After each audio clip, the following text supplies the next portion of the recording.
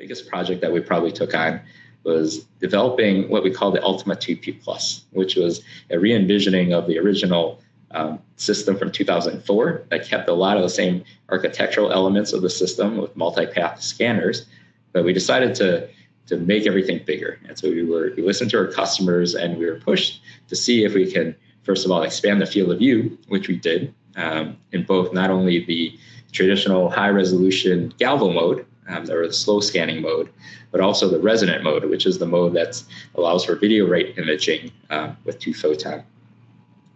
And so we were pushed to also improve our SNR, our signal-to-noise ratio, and we did that by increasing the size of all our optics, not only on the excitation side, but on our emission side. So we moved to all 50 millimeter collection optics to capture all the challenging photons that you generate deep within tissue.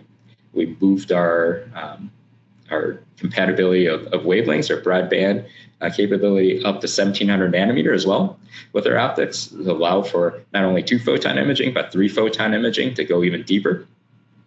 We tried to do this without compromising any performance, and so you get the same performance and imaging quality at the center of your field of view as you do at the edge of the field of view. And what I'll talk about more is we also enabled a 3D holographic photostimulation experiment, not only on the stimulation side with our SLM, but also the 3D volumetric imaging side of things as well. So you can actually look at your neurons in 3D while doing your photostimulation. And so what I show here on the right is actually one of the first data sets that we collected on the Ultima 2Pplus, which is its calcium imaging in mouse cortex. This is thanks to Adam Packer's lab at University of Oxford that shows that now you can correlate neurons that are far away because of our larger field of view. So we can make these connections of neural activity at the center of your sample as well as near the edge of your sample.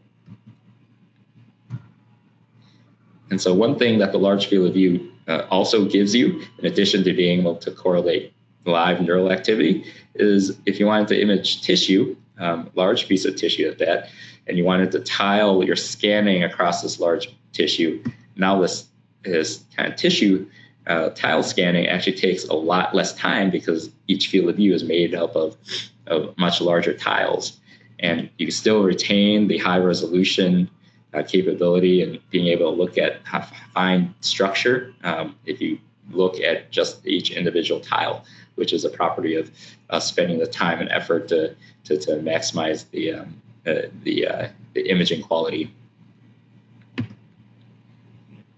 On this slide, this shows some of our re-engineered excitation paths and emission paths. So on the left is our custom relays now we're able to create with Bruker's R&D investment, that we're able to make all custom optics now that maximize the field of view and imaging quality, as well as the broadband capability of it. So this is our resonant relay lens that's actually a large optic that is almost the size of a soda can that we're able to create now.